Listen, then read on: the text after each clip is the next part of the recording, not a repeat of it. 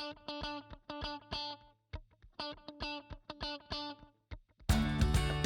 best way to predict the future is to create it.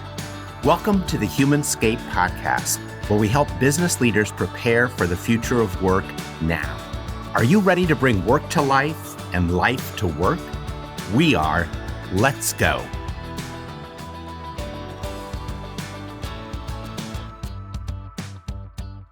We're back with another episode of the Humanscape podcast from HumanWorks 8. I'm Shawn Dolius, the Thought Catalyst with HumanWorks 8, and I'll be your host for today's conversation, but I won't be alone. Joining me will be Sarah Marshall from HumanWorks 8 as we speak with today's guest, Jenny Shufelt. Reminder, this podcast is all about helping organizational leaders like yourself prepare for the future of work now. In just a few minutes, you'll hear from today's guest. But first, Sarah, how about a little bit about Jenny and Hoffmaster before we begin the conversation? Sure. If you're not familiar with Hoffmaster, Hoffmaster is a premier provider of disposable tableware for the food service, consumer goods, and baking industries. From paper plates and napkins to paper straws and contract manufacturing, they continue to lead the industry after 125 years in the business. Their reputation for excellence is upheld by their exceptional products and dedicated team. Jenny has to be one of the best ambassadors for Hoffmaster. The way she casually speaks about a napkin having a bigger story makes you pause and, as we like to say, wonder. Jenny is an ICF PCC certified coach and certified positive psychology practitioner with over 20 years of professional coaching experience and workplace well-being strategy. At Hoffmaster, Jenny is the Director of Wellbeing Programming and Employee Success Coaching. With her Master of Science in Mental Health Counseling, she empowers individuals and organizations to thrive by integrating innovative practices like nervous system regulation, acceptance and commitment therapy, and mindfulness into transformative programs that enhance resilience, emotional regulation, and workplace culture. We've seen Jenny's Science of Joy at Work workshop, and we've heard about the meaningful impact she has had at Hoffmaster. So we wanted to bring Jenny onto the podcast because the work she does comes from a passion for well-being, but impacts the organization's culture in a really big way. So without further ado, let's get started with Jenny. Jenny, welcome to the Humanscape podcast today. Thank you so much. I am delighted to be here, and I enjoy talking to people, especially you two. Well, the same back at you.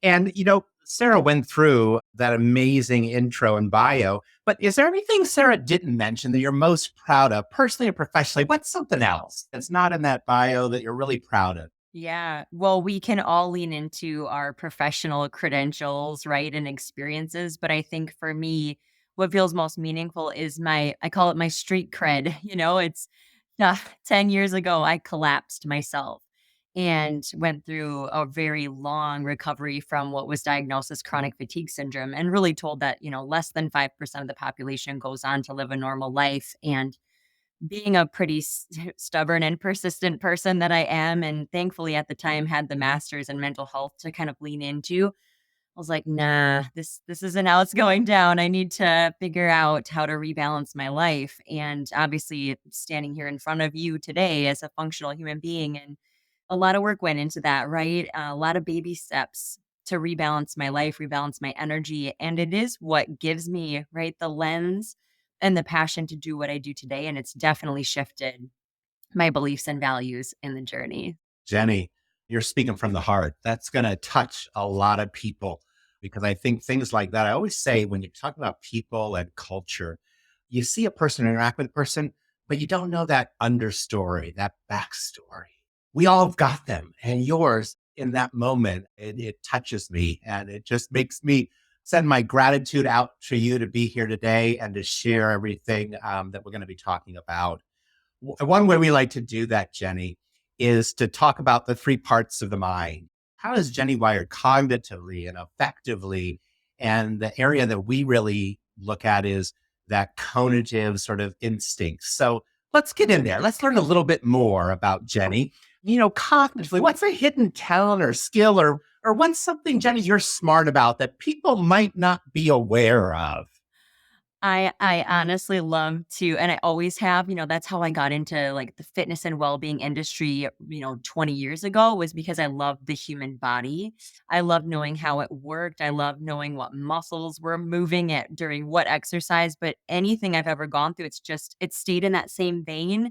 So for me now, I'm like, I understand the nervous system and the brain, and I want to know how emotions process and anything that's just how we work. I love that information, and I seem to digest it easily.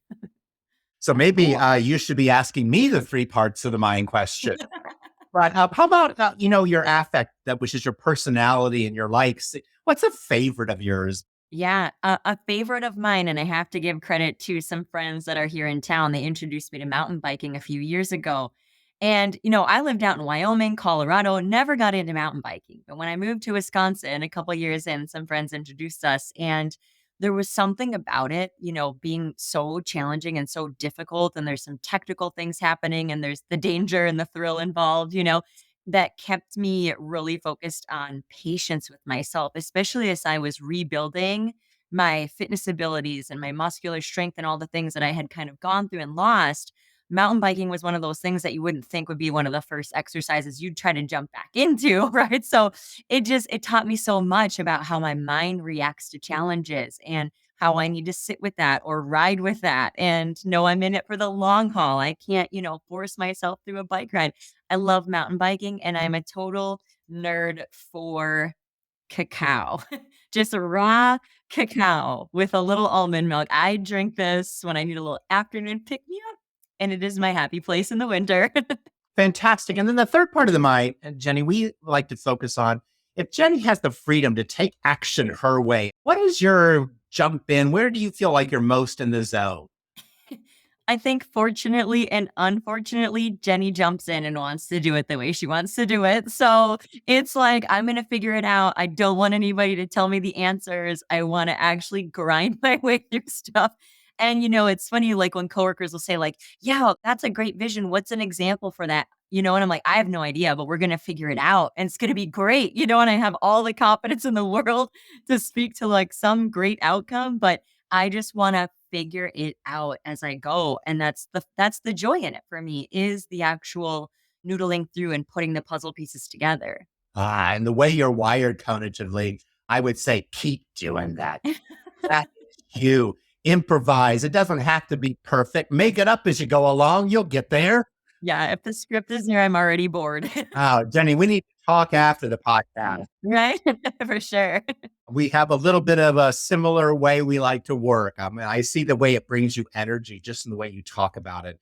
And we really encourage people to really find that out about themselves and then really leverage that and really focus on that. And then see, how does that work with others? And what do you need from others? If that's the way you're wired instinctively, what do you need from others to help balance that? Because you can't be everything. And you know that. And I know that. So it's a great way to get to know somebody. So thanks. Well, Jenny, let's get into it. Aside from connecting over the years on various well-being initiatives and ideas, we connected, if you remember, several years back around this concept of personal core values and offering your personal core values. I'd love for you to think back to that conversation or that experience. Tell us more about that offering personal core values experience, how it's impacted you personally, professionally, and maybe even how you carry that into your work at Hoffmaster today. Absolutely. Yeah, I had connected to you, Rebecca. I did the free workshop with AJ on LinkedIn, and it started off for me as like, if I do this work and I do it passionately, what are my guideposts? So I took it from a professional lens of, as I do this work, what guiding lights do I need? And for me, I really reflected back on that journey, right? Recovering from fatigue, especially chronic fatigue, and seeing it has to start with compassion, because I used to get in such a fight with my body, right? My body's wrong. My body's bad. It's broken, right? It's weak. It's not working. And when I started with compassion, it was like it just opened the doorway for me to be able to really see what are my needs mentally, emotionally, physically, relationally, right? And then learn to honor those. And so the first value that I came up with was compassion, because it felt to me that it would just open the doorway to everything. The second was sustainability because I had seen so many people, including myself, kind of be in that grind. Our culture is fantastic at being on all the time. And I don't just mean Hoffmaster. This is kind of the way of the world sometimes, right? And to me, I could just see so clearly after going through that fatigue journey of how everyone was kind of spinning their wheels and siphoning out the joy, siphoning out the passion because we were sort of grinding and never letting ourselves off the hook or turning something off, felt unproductive and wrong. So the second value for me was sustainability. It was this: if we really want to make something in the world, we can't just do it by sprinting. We have to be able to do other things, many other things, right? That really renew our energy. And so sustainability was really important. And sometimes I think of that in people and in products and even the planet sometimes. So it does extend right beyond just our own energy. And the third was, what did I even believe, about work? Why do we work anyways, right? And it was like, okay, there's a desire there, there's a longing to make a meaningful contribution. And that's where I was like, yes, like that's why we wake up. We don't just come to burn some time. And so if I walk through compassion, it gets me to sustainability because I can honor my needs. And as I honor those needs and create that energy for myself, I can make my most meaningful contribution. And then it's kind of just the cycle can keep going, right? There's a positive feedback loop there as we continue that journey. And that from there, honestly, really started to energize my work at Hoffmaster because I had those pillars and I started seeing more and more ways how we could leverage compassion and honor these different needs to get people to perform more consistently. And it just kind of took off from there. And I use it a lot in my own personal life too. So, The values are also a process. That's yes. very cool. That's kind of step one, step two, step three, and then it repeats. Yeah. Yeah, because sometimes I feel like values, they can feel like, when my clients come to me, they're in this place where if they feel frustrated, they feel like they're in a values conflict. And so I'm always curious, like, is there something that you can start with that's the first domino that pushes you to those other things, that just opens the door for you? And that can help people not feel so in conflict and make other values seem more accessible because they can kind of start with one thing. And for me, that was compassion, not just for myself, but for the people I serve and have them have compassion for themselves. I love that we find more and more that personal value connection and understanding that really gives one confidence because it really ties you into both work and life. And that's why we put so much emphasis on it. But I want to take your personal values then, Jenny, and flip them over to Hoffmaster's core values or your organization values. What's something, how do you bring those to life or something you love about the way Hoffmaster prioritizes its core values, organizational values? Well, given my focus on creating sort of this sustainable performance, I'm actively part of our performance review process and goal setting process. And I love that we not only celebrate what you've accomplished, right? What's the thing you did or the result you got, but how did you get there? So we do measure and sort of have our system built around how well are you showing up individually for each of our values because it points to the how did you get there, And I think that's applying that broadly, we can all just shoot for the target, right? And again, then something gets siphoned out of it. The energy and the passion get taken away. But when we have those values embedded in there and we're really focused on how we show up, teamwork is a value that I'm thinking of right now. It's like if I'm engaged in teamwork, now I'm building relationships and now I'm having shared success in the process of doing that thing that I got graded on for my performance review, right? So it just adds life, I feel like, to these accomplishments that could just be check marks on paper, but they're not. I love that. And that makes we believe, and I hear that in what you're saying, is that values have to be active, and they need to be brought to life. And it sounds like you're doing that. And it's something you love at Hoffmaster that way. You also mentioned when we were talking, Jenny, around this resilience calls or guided resilience calls. And that jumped out at me because I think that's something other organizations need to think about. That word's used a lot, so can you tell us more about these resilient coaching calls that you have in place? Maybe even tie it to values, but can you tell our listeners how those work and what are the benefits, maybe even challenges within them? Yeah, absolutely. So they're very short and concise. They're 10-minute calls. and they happen twice a week. And what I usually do is I just select a topic that I keep hearing about from my clients, right? I try to pull from the themes that I hear with our people. And so, for example, the other day, I think it was like, you can be engaged and energized, right? Instead of engaged and exhausted. And we'll get to that here in a little bit. And in some of these titles, just catch people and draw them in. But honestly, my process in the calls, it doesn't change a whole lot because what we capitalize on is using mindful awareness to number one, notice your state. What's coming up for you mentally, emotionally, physically, and even sensing the body, right? How do you feel that frustration in you? Is your jaw tense? And then we look at accepting that, not making that wrong. Because what a lot of people do is they're frustrated and they want something to do different. They are wrong because of that, right? So we really have a process we use there. But I think traditionally resilience is just seen as like bouncing back, right? We hear this like bouncing back, but I see it more as a can you move through? Can you move through whatever is here? Because when you can move through, you will come back. You'll come back to the ground. You'll come back to your center. You'll come back to your sanity. But we have to learn to ride that wave. I think it's John Cabot's in, right? We can't stop the waves from crashing, but we can learn to surf them. And I just, that visual, right, of riding and knowing what this wave really is and how to navigate it. And, when people have these skills built up, it's not just that they emotionally feel better or mentally feel better. It's like they're going to be able to focus at work. They're going to be more creative because their mind is in a less stressed out or survival state. So I really try to teach people it's not just about resilience or practicing mindfulness and using those buzzwords, but it's about who you can become when you learn how to ride your wave and come back down to the ground as a byproduct. I think it's really cool that Hoffmaster promotes that. And then, of course, likely benefits from that and doing those resilience calls. Jenny, I'd have to call out this similarity. You had shared that what it means to work at Hoffmaster, and I see this in those resilience calls, is supporting the people for however long they choose to stay and supporting them on whatever it is they want to do next. So I see some of your compassion and meaningful contribution values kind of creeping in there. One of our former leaders said something very similar in every orientation.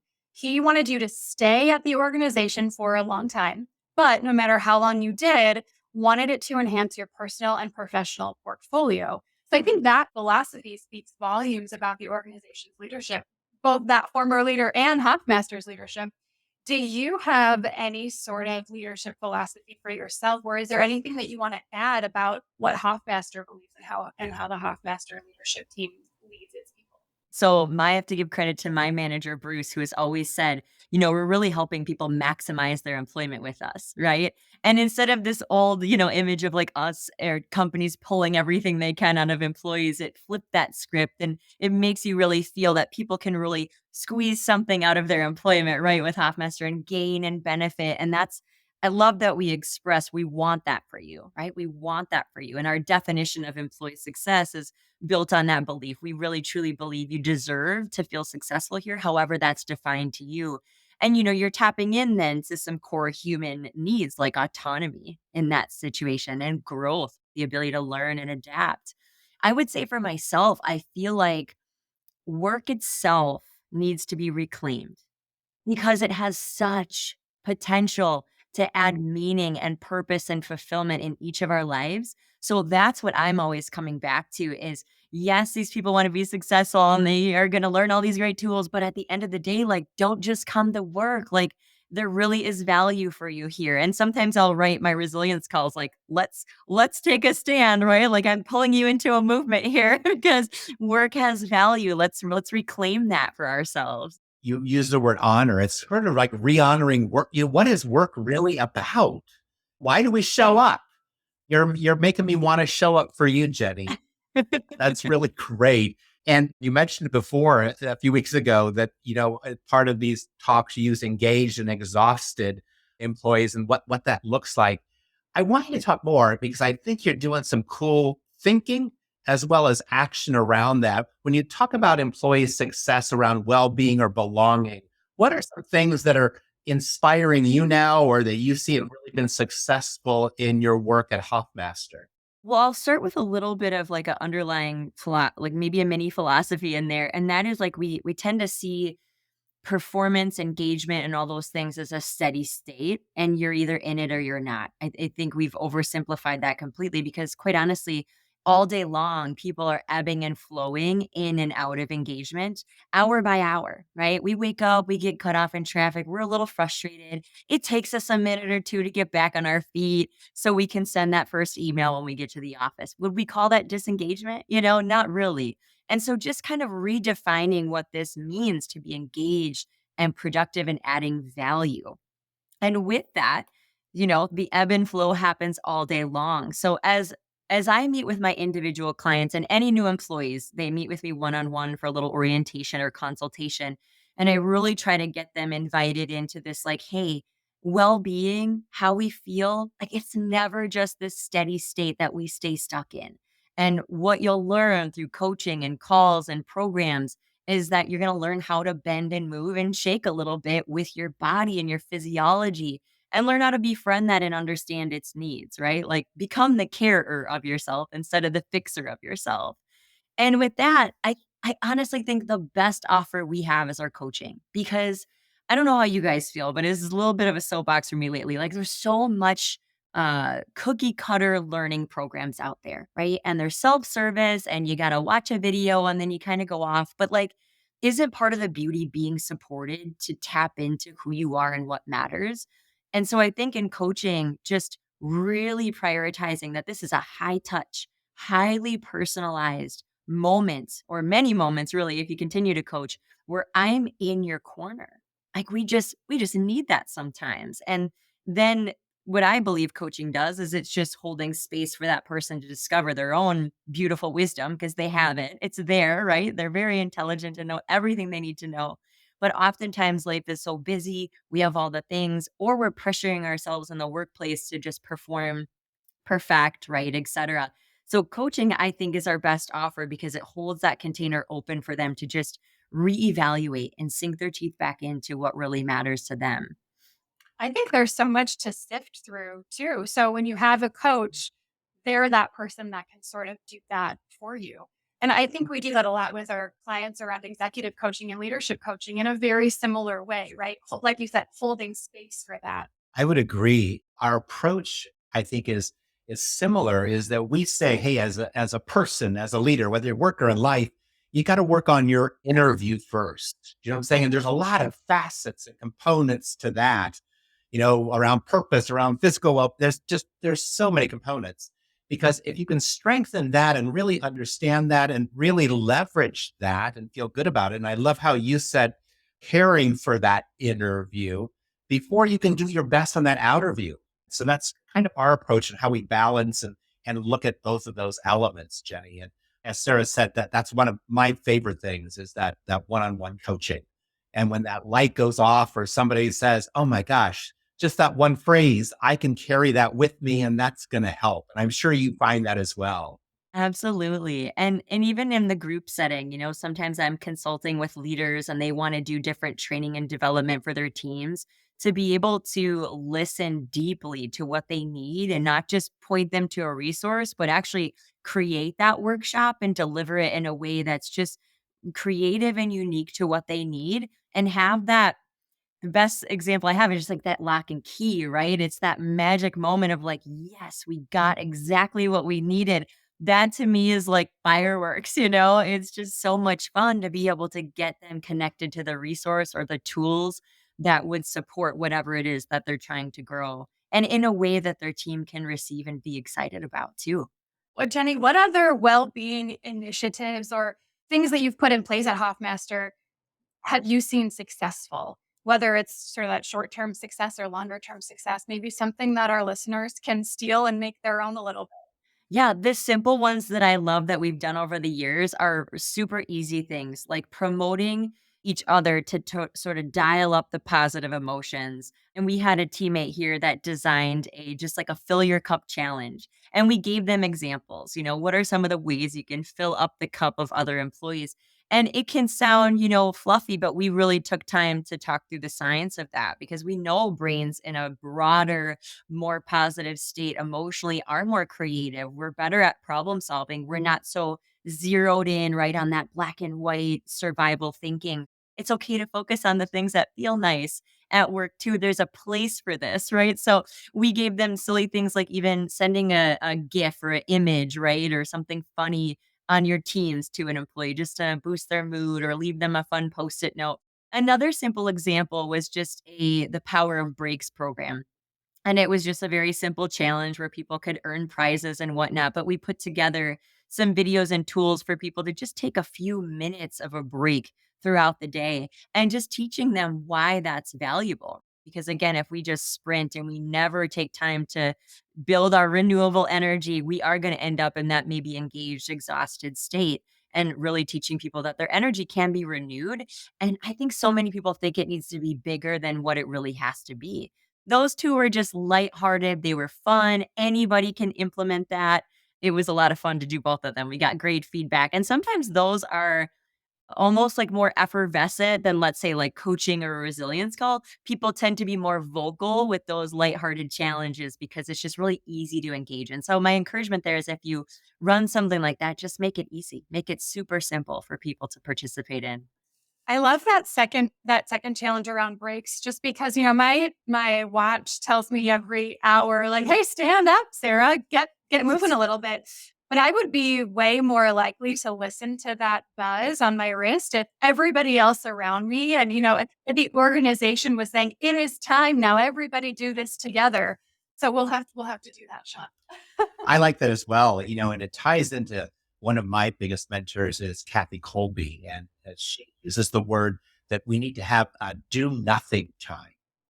What is that restoration of our mental energy? And that's different for all of us.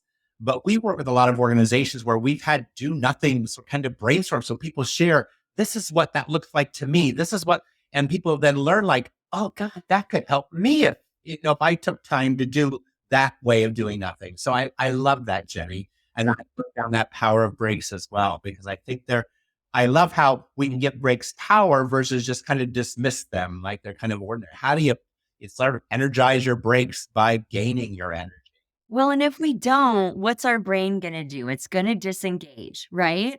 And so I always tell my clients, like, your disengagement is right. It's correct. You have done too much for too long, and your brain is actually powering that executive function off. So, of course, you can't think straight. Your body is right. Now, how do we build in more of this intentional time? Because your brain's going to do it whether you like it or not. So, we might as well work with our body. Fantastic. We're talking about culture and your impact on it. Are there focused areas that way or initiatives or anything that comes to mind that's ahead for you that way?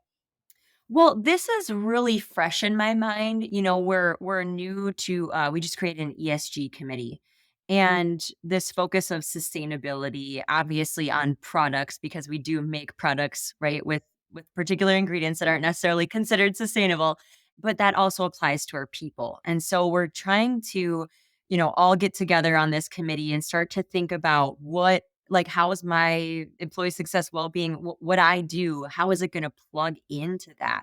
And I think knowing this engaged, exhausted, sort of specialized population and what their needs are and how we rebalance that is actually going to start to lead into some of those broader metrics that then maybe, hopefully, we can publish out into the public and be proud of and really stand behind.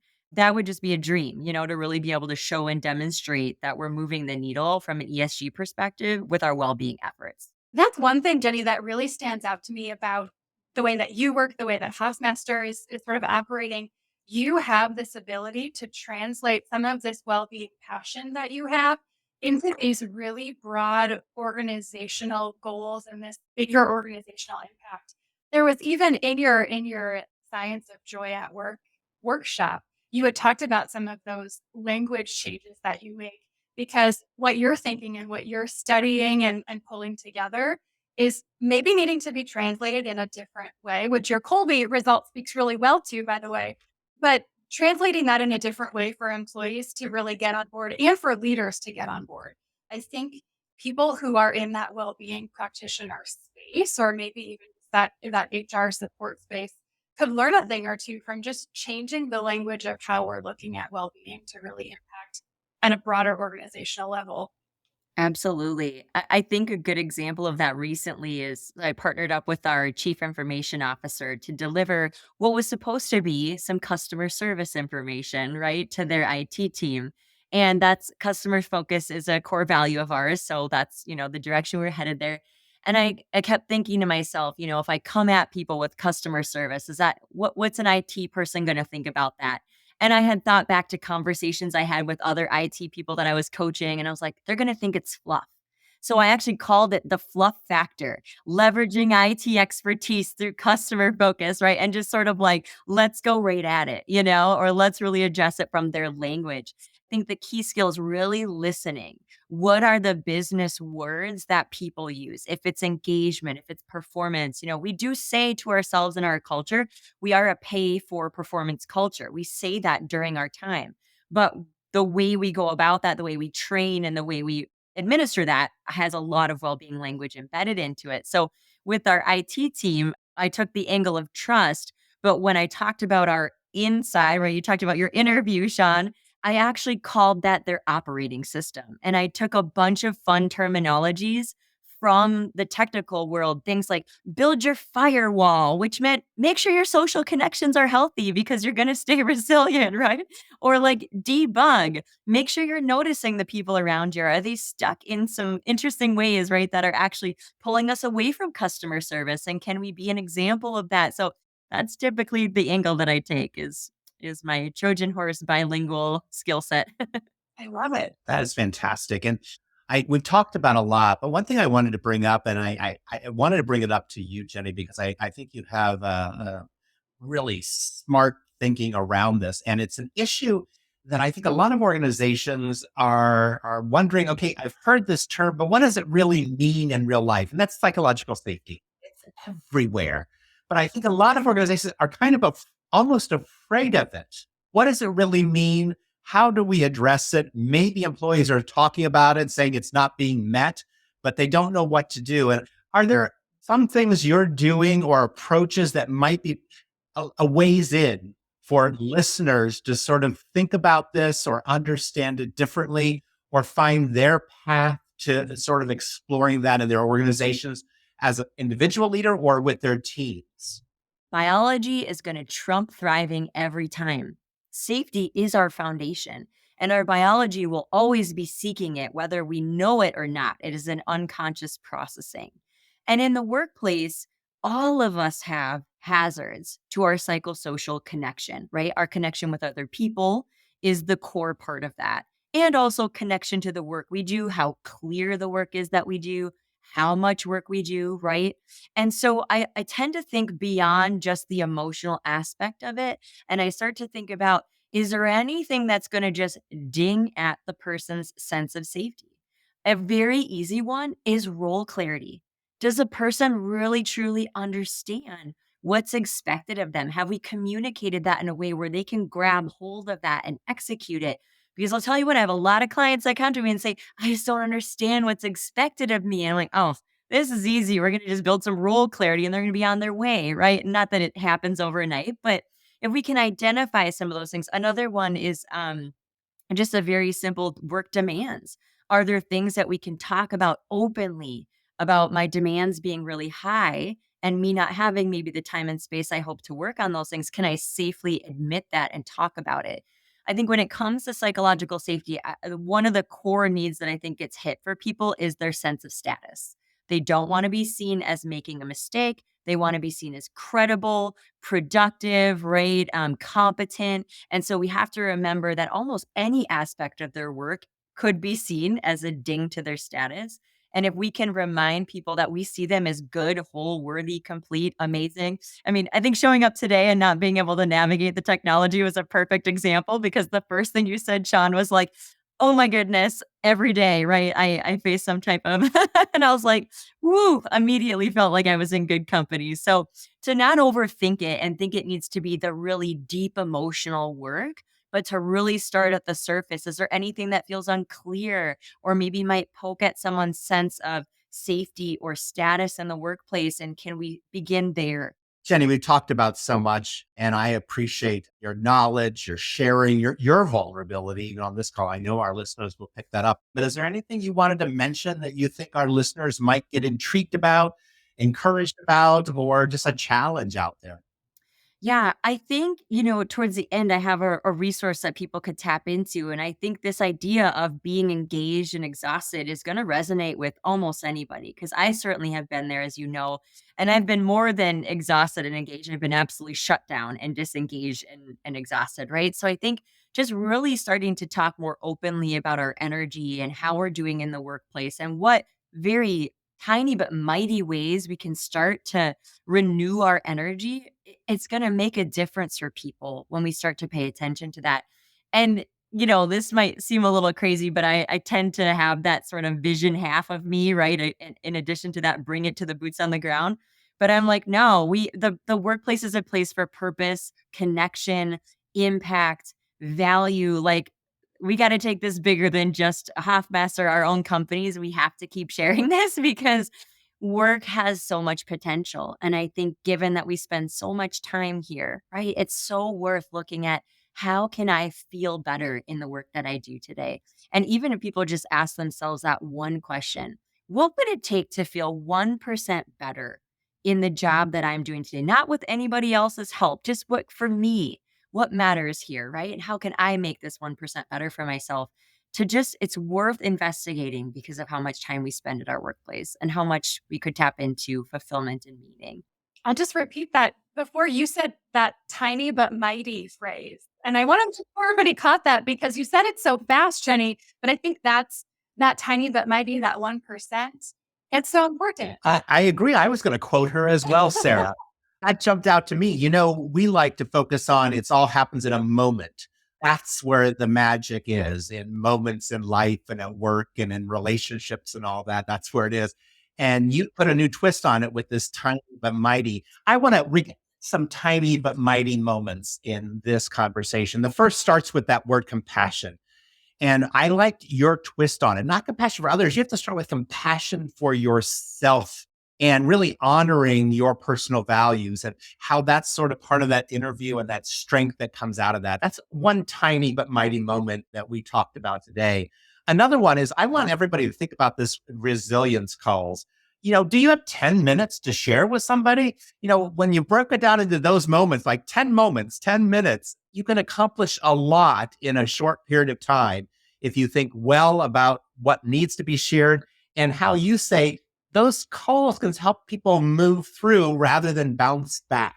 That was a tiny but mighty moment for me too. Another one I want to share is this whole reclaiming work. I love that. We need to turn work upside down and get it back and all rally around it being a human place to work. No take on the name here, but that is what we're all about as well, Jenny, is that it's all about let's make it human again, work life, all of that. And then two other tiny but mighties I'm going to call out was this power of breaks, your idea there, and making breaks intentional and the restoration of mental energy. And then I want to go to your last thing. When we talked about psychological safety, that comes up a lot and we hear that. I liked, you had a couple different takes on it. One thing is that, it's sort of unconscious because, what causes our safety, we need it and we want it, but we're kind of not aware of it. But you brought it up as a word as a hazard. What are my hazard signs is what I sort of, that it's curves ahead when we get on that topic. And I thought that was a kind of a way in for people to sort of think about that in a real and in a safe way. And so I would call it, those were a lot of tiny but mighties, Jenny, but those were a few that jumped out at me. And I thank you for your insight and for your energy that way around that. Absolutely. I have to give credit to Dr. Michelle McQuaid. I'm heavily trained by her and her colleagues, and she says, steal this with pride, tiny but mighty, right? And it sticks. Everybody that hears it is like, yes, tiny but mighty, because we tend to overcomplicate so much, right? And we think it needs to be big. And it really, we just, if you think about it from a training and development standpoint, what are the skills, abilities, and knowledge that we need? Ability. What do I have the ability to do now? Because that's empowering. If I don't have the ability to do the big thing now, I'm just going to stay stuck. So really meeting ourselves where we're at with that. That's fantastic. Where can people find you, connect with you, learn more about you? Where are you, Jenny? If somebody heard and said, I want to know more about this person and are thinking, Yeah, LinkedIn, I mean, is a great place to be because we can shoot each other some messages and start the conversation. I'm not too fancy on social media anywhere else at this point, but my email, I mean, my Hoffmaster email is a great place. I always tell people, shoot me an email anytime. I'm happy to, connect, talk more, share ideas. I mean, that's how we get creative, right? Is through these connections. So don't be shy.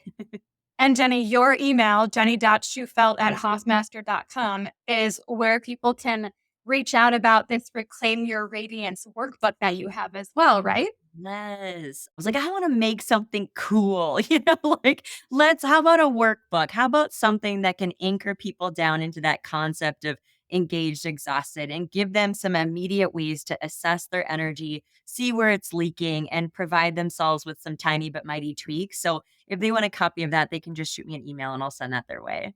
thanks, Jenny. Thanks again for your time, energy, and insight. And our listeners, remember, you can subscribe to the show wherever you get your podcast, learn more about us at humanworks8.com/podcast. And, Jenny gave me a lot to wonder about today. And every Wednesday on LinkedIn, I have my Wondering Wednesday blog, and you can subscribe there. So look for some insight there because there's a lot of words that came up today that are going to be swimming around in my head as we move into this first quarter of the year. So, Jenny, thanks again. And thanks to listeners and joining us for today's Humanscape podcast. Change is inevitable. Growth is optional. Now it's up to you. See you next time.